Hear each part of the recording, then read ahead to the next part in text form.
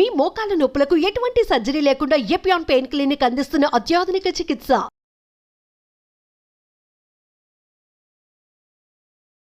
Hi sir, how are you doing? Good ma'am. అసలు worst part of the life అంటే ఇప్పుడు మనం జీవిస్తున్న జీవితంలో సెడెంటరీ లైఫ్ స్టైల్ అంటారా, లేకపోతే ఏంటంటారు sir? What is causing, like ఎందుకు వస్తుంది ప్రాబ్లం అంటే ఏం చెప్తారు?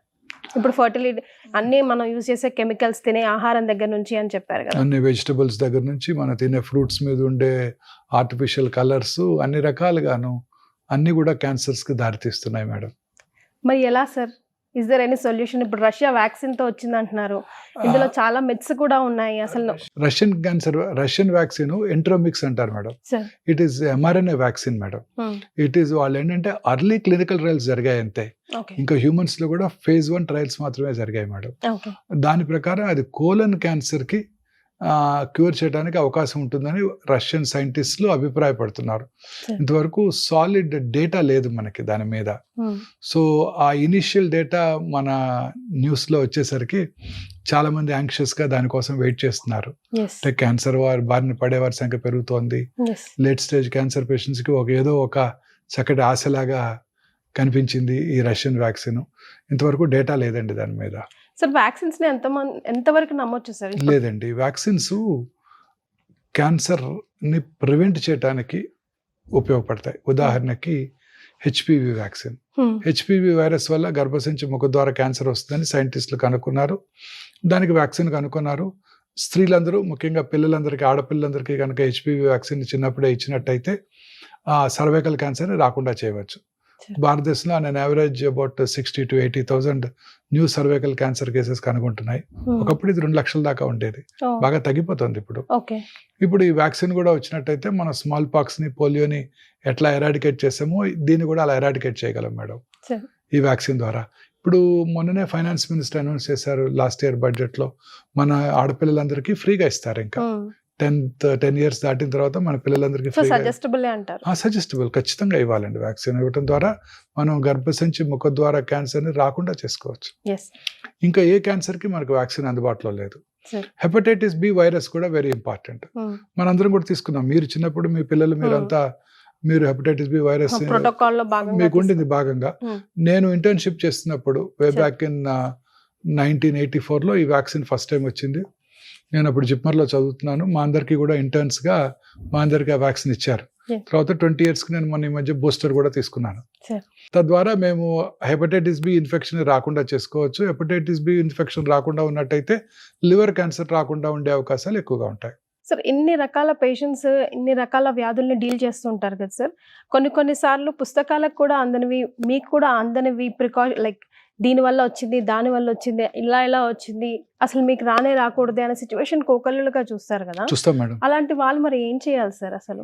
You have to face it madam. చాలా మంది చెప్తుంటారు పిల్లలు లేని వాళ్ళకి బ్రెస్ట్ క్యాన్సర్ ఎక్కువగా వస్తుంది. 16 ఏళ్ళకే పెళ్లి చేసుకుని 17 ఏళ్ళకే మొదటి కాన్పు అయిపోయినట్టయితే వాళ్ళకి క్యాన్సర్ వచ్చే అవకాశాలు బాగా తక్కువ ఉంటాయి అంటారు. నేను అనేక మంది గ్రామీణ ప్రాంతాల నుంచి వచ్చిన ప్రజల్ని, సన్నగా ఉన్నారు, హెల్దీ డైట్ తీసుకుంటున్నారు, వాళ్ళకి అసలు ఈ ప్రాసెస్డ్ ఫుడ్స్ అంటే ఏంటో తెలియదు, ఆల్కహాల్ అంటే ఏంటో తెలియదు, ఫ్యాటీ డైట్ అంటే ఏం లేదు, ఇంట్లో చేసిన వెజిటబుల్సే తింటూ ఉంటారు. ఎర్లీగా మ్యారేజ్ అయిపోయింది వాళ్ళకి. ఆ రోజుల్లో 16 ఏళ్ళకి 17 ఏళ్ళకి మ్యారేజ్ అయిపోయేది. 18 ఏళ్ళ లోపలే మొదటి కాన్పు అయిపోయేది. 4-5 పిల్లలు ఉన్నారు. అందరికీ కూడా బ్రెస్ట్ ఫీడింగ్ ఇచ్చారు. 40 ఏళ్ళు వచ్చేసరికి వాళ్ళలో కూడా బ్రెస్ట్ క్యాన్సర్ చూస్తున్నాం. చాలా ఆశ్చర్యంగా ఉంటుంది. లేట్గా పిల్లలు పుట్టిన వాళ్ళకి బ్రెస్ట్ క్యాన్సర్ వస్తుంది, పిల్లలు లేని వాళ్ళకి బ్రెస్ట్ క్యాన్సర్ వచ్చే అవకాశాలు ఎక్కువ ఉంటాయని మనం చదువుకున్నాం. కానీ మనకి మరి వీళ్ళలో ఎందుకు చూస్తున్నామో అర్థం కావడం లేదు. సన్నగా ఉన్నారు, ఒబెసిటీ లేదు, వాళ్ళ భర్త గారు కూడా స్మోక్ చేయలేదు వాళ్ళ జీవితంలో. మన ఆడవాళ్ళు ఎట్లాగూ భారతదేశంలో స్మోక్ చేయరు, వారి హస్బెండ్స్ కూడా చేయలేదు. స్టిల్ 12 ఏళ్ళ ఆడపిల్లకి నేను లంగ్ క్యాన్సర్ చూశానండి. 12 ఏళ్ళ ఆడపిల్లకి 47 రోజుల పాపకి 47 రోజులు తల్లిపాలు తప్ప కలుషితమైన మన ట్యాప్ వాటర్ కూడా తాగలేదు. మెదక్లో ఒక ఇంటీరియర్ విలేజ్లో ఉంటుంది. వాళ్ళ ఊర్లో కారు కూడా లేదు, పొల్యూషన్ కూడా లేదు. పాపకి కిడ్నీ ట్యూమర్ చూశాను. ఇవాళ మార్నింగ్ 2 లేడీస్, 60 ఏళ్ళ లేడీస్కి అడ్వాన్స్ లంగ్ క్యాన్సర్ చూశాను. లేడీస్, వారి హస్బెండ్స్ కూడా స్మోక్ చేయలేదు. ఖచ్చితంగా అడిగాను వాళ్ళని, మీ హస్బెండ్ ఏమైనా స్మోక్ చేసేవారని. పేషెంట్ అడగకుండా వారి అటెండర్స్ ని, వారి పిల్లల్ని అడిగాను. నేను వాళ్ళ అమ్మగారికి వచ్చినప్పుడు మీ నాన్నగారు ఏమైనా స్మోక్ చేసేవారు? అగరబత్తుల వల్ల కూడా వస్తుంది. ఎస్, అగరబత్తులు, కర్పూరము, అందుకని ఇప్పుడు పురోహితులంతా కూడా మీరు ప్రతిరోజు ఇది హారతి ఇవ్వట్లేదు కదా అవును సార్. టెంపుల్స్ లో. మాస్కులు పెట్టుకుంటున్నారు వాళ్ళు మాస్కులు పెట్టుకుంటున్నారు. కంపల్సరీగా. సో అది ఆక్యుపేషనల్ హజార్డ్ వాళ్ళకు కూడా పాపం. సార్ మనం డెఫినెట్ గా క్యాన్సర్ స్క్రీనింగ్ టెస్ట్ మన దగ్గర ఏదైతే ఉందో అది బాగా ప్రమోట్ చేయాలేమో అనిపిస్తుంది సార్. ఎందుకంటే ఎవరికి వస్తుందో, ఎందుకు వస్తుందో, ఎప్పుడు వస్తుందో, ఏ కండిషన్స్ లో వస్తుందో తెలియట్లేదు కాబట్టి ఈ అవగాహన ఉంటే చాలా మందిని రక్షించుకున్న వాళ్ళం అవుతాం సార్. True, very true. ఒక చక్కటి ఉదాహరణ, ఆ సినిమా చూసారా మీరు, విజయ్, దళపతి విజయ్ అండ్ శరత్ కుమార్, తెలుగులో వచ్చేసింది వారీసు, వారసుడు. అందులో is the richest man. Vijay's father is the richest man in that area. Suddenly his friend Prabhu వచ్చి ఏం చెప్తారు ఆయనకి, నీకు అడ్వాన్స్డ్ ప్యాంక్రియాటిక్ క్యాన్సర్ డయాగ్నోస్ చేశాము, 6 నెలల్లో నువ్వు నీ ప్రాణాపాయం ఉంది అని చెప్తారు. అలాంటివి ప్రివెంట్ చేయగలుగుతాం, ఖచ్చితంగా ప్రివెంట్ చేయగలుగుతాం. క్యాన్సర్ వచ్చే అవకాశాలు ఉన్నాయో లేవో ముందుగానే తెలుసుకోవచ్చు, 2-3 సంవత్సరాల ముందే తెలుసుకోవచ్చు. తెలుసుకున్నట్టయితే దాన్ని we will be on lookout for this. చాలా మంది అడుగుతుంటారు, తెలుసుకుని ఏం చేస్తాం, రోజు భయపడుతుంటాం, వస్తే రాని అని అంటూ ఉంటారు నాతో. నేను కూడా చెప్తుంటాను చాలా మంది నా పేషెంట్స్ యొక్క పిల్లలకి వాళ్ళకి. అప్పుడు వాళ్ళు అంటారు, ఎందుకు తెలుసుకుని ఏం ప్రయోజనం నాకు. తెలుసుకున్నట్టయితే ముందుగా దానికి స్క్రీనింగ్ చేసుకుని ఆ క్యాన్సర్ రాకుండా చేసుకోవచ్చు, లేదా ఎర్లీగా గుర్తించి క్యూర్ చేసుకోవచ్చు. వెన్ ఇట్ స్ట్రైక్స్ అంటే వచ్చినప్పుడు చాలా సార్లు లేట్ స్టేజ్ లో వస్తుంది. మీరే చూసారు సోనాలి బింద్రేజీకి, she was found in late stage, but fortunately God was kind, she got cured. మన మధ్య నేను అలోపతి మెడిసినే కాదు, నేను ప్రకృతి వైద్యం కూడా చేయించుకున్నాను అని వారు చెప్పారు. చెప్పినప్పుడు డాక్టర్స్ చాలా మంది క్రిటిసైజ్ చేశారు, ఏమిటి దానికి ఏమి సైంటిఫిక్ ఫౌండేషన్ లేదని.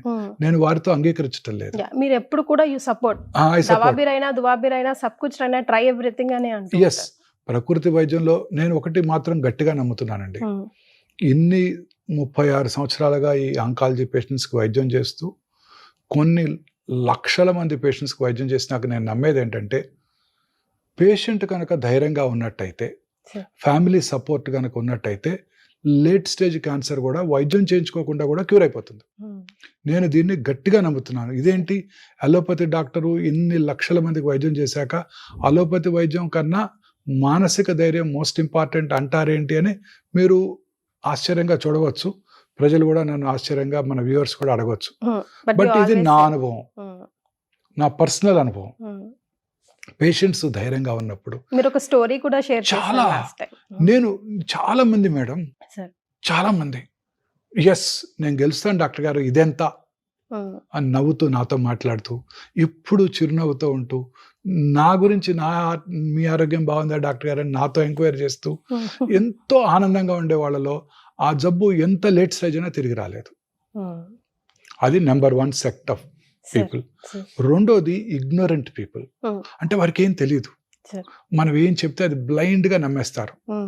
అంటే చాలా మంది ముఖ్యంగా స్త్రీలు, వాళ్ళు భారత స్త్రీలు, భర్త ఏం చెప్తే అది నమ్ముతారు. అంతే, భర్త నీకు తగ్గిపోయిందా అంటాడు, అంతే వారికి, ఓ నాకు తగ్గిపోయింది అంతే, వారికి ఏం తెలియదు.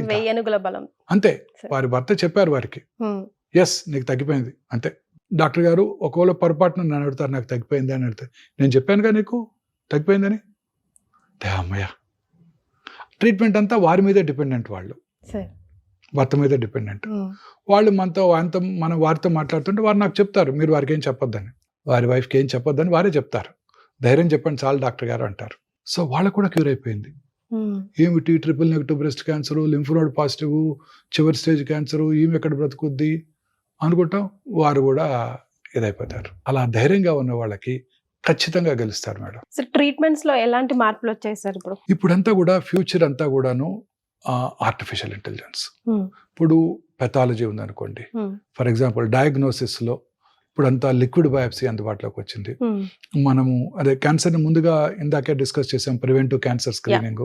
సో క్యాన్సర్ రాకముందే పట్టుకోవచ్చు. క్యాన్సర్ ని పట్టుకోవడానికి కొన్ని రకాలు బయాప్సీ పరీక్షలు అందుబాటులో ఉన్నాయి. ఇప్పుడంతా కూడా డిజిటల్ పెథాలజీ వచ్చేసింది. ఈ డిజిటల్ పెథాలజీలో ఏంటంటే మనం డైరెక్ట్గా మనం కంప్యూటర్ సిస్టంలో అప్లోడ్ చేసినప్పుడు చక్కటి యాక్యురసీతో మనం కంట్రీలో ఎవరైనా దాన్ని చూసేయచ్చు.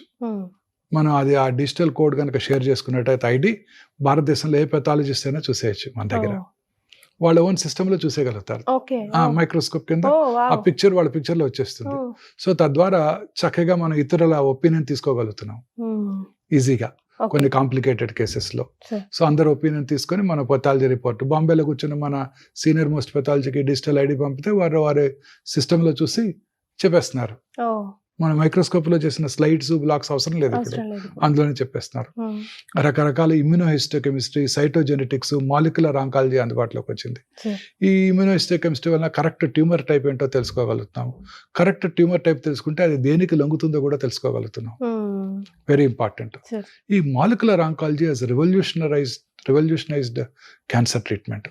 ఎలాగంటే ఇప్పుడు మన బాడీలో వాట్సన్ అండ్ క్రిక్ Sure. వాళ్ళు జెనోమిక్ మ్యాపింగ్ డిస్కవర్ చేశారు. Double helix model of DNA అంతా వాళ్ళు ఈ మధ్య చనిపోయారు. James Watson, Sure. Just hardly 1 month back he died. Sure. He died at age of above 90 years. Oh wow. 1962లో ఆయనకి Nobel prize ఇచ్చారు Oh. When he was very young. ఈ మధ్య కాలం చేశారు. ద ఫాదర్ ఆఫ్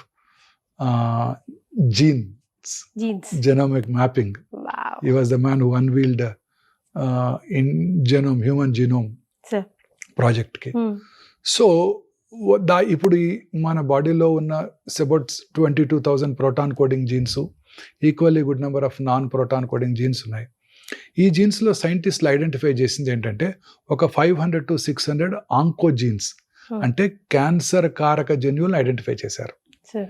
ఈ క్యాన్సర్ కారక జన్యుల్లో వచ్చే mutations కారణంగానే క్యాన్సర్ వస్తుంది అని ఇప్పుడు అందరు సైంటిస్టులు గట్టిగా నమ్ముతున్నారు. సో చాలా రకాల జీన్స్కి ఫర్ ఎగ్జాంపుల్ మెడిసిన్స్ కూడా అందుబాటులోకి వచ్చాయి. సో కొన్ని రకాల లంగ్ క్యాన్సర్స్, ఎస్పెషల్లీ ఎడినోకార్సినోమా లంగ్, కొన్ని రకాల జెనెటిక్ మ్యూటేషన్ కనుక్కొని దాన్ని టార్గెట్ చేసే మెడిసిన్ ఇచ్చేస్తే కీమోథెరపీలు కూడా లేకుండా ఇంటి దగ్గరే టాబ్లెట్ తీసుకుంటూ సంవత్సరాలు బతికేస్తున్నారు 4th stage అయినప్పటికీ కూడా. గుడ్ న్యూస్ కదా సార్. సో అనేక రకాలైన జీన్స్, జెనెటిక్ మ్యూటేషన్స్ కి ఇప్పుడు మెడిసిన్స్ అందుబాటులోకి వచ్చాయి.